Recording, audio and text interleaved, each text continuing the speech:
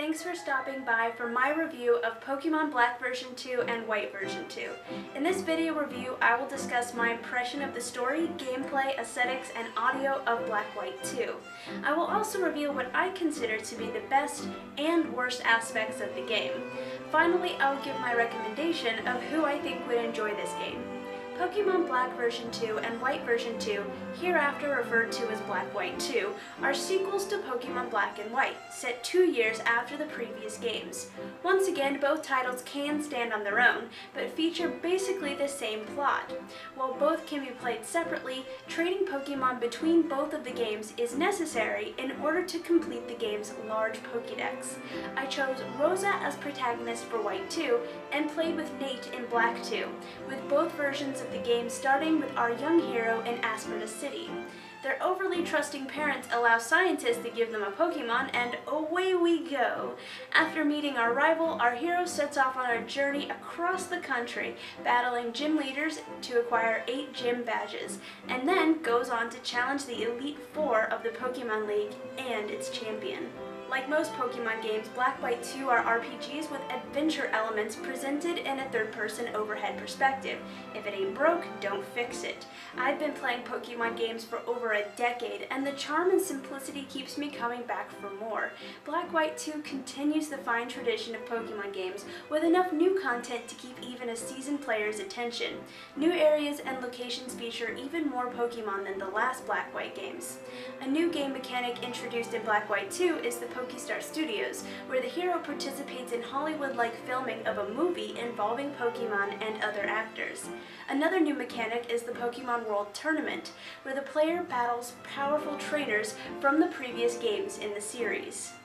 The graphics are basically the same as the previous Black-White games. The cutscenes and battles are nicely animated, and the sprites of the Pokemon are fully animated, and the camera changes position to highlight specific parts of a battle. Even these small animations make the battle feel a lot more engaging than the first Pokemon games I played. Confession time. I have never been a big fan of Pokemon RPG songs that were meant to listen to on our adventure. I don't dislike the usually upbeat and high-energy music, but I confess that I turn the volume down and listen to my own music, or more embarrassingly, sing the Pokemon cartoon theme song. I wanna be the very best. Whatever. You know you sing it too. My favorite part of Pokemon Black White 2 is the Pokestar Studios, as it is similar to the Pokemon musical from the first Black White games, and lets the player star in adorably fun Pokemon-themed short productions. The worst aspect of the game is kind of a good thing, so I'll just put it out there. There are too many Pokemon to catch. I love Pokemon, and I love that there's a huge selection of Pokemon, but at the same time, I'm driven to catch them all. Pokemon!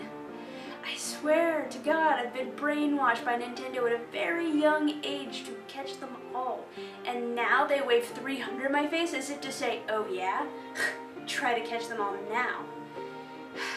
I'm really torn because I love to see some of the Pokemon from every generation, but at 140 caught, I've come to realize that I don't think I can catch them all, and it kind of bothers me. Black White 2 builds off the innovation of the first Black White games. With the first games, they revamped the series and had a lot of unique features, including a large Pokédex and basing their region not on one of the Japanese islands, but on New York City.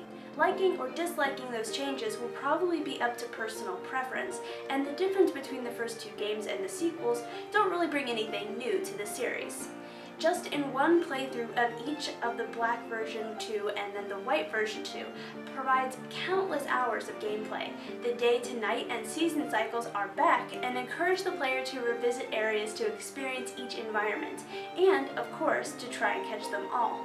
For completionists, this is harder than ever between these 2 games. I do recommend this game to those of you who enjoyed the first Pokemon Black White games, and I suggest that you pick up a copy of Pokemon Black White 2. It stays true to the heart of any good Pokemon RPG, so that any avid fan or newcomer could pick up a copy of Pokemon Black White 2 and enjoy themselves. I think what makes these games so great is they appeal to such a wide audience. A fair warning to completionists, there are a lot of Pokemon in these games. You might have to reconcile yourself to not catching them all before you even buy the game, or you'll probably end up tearing your hair out. So do you plan to pick up Pokemon Black 2 and White 2? If you already own Black White 2, let me know your impressions of it down in the comments below.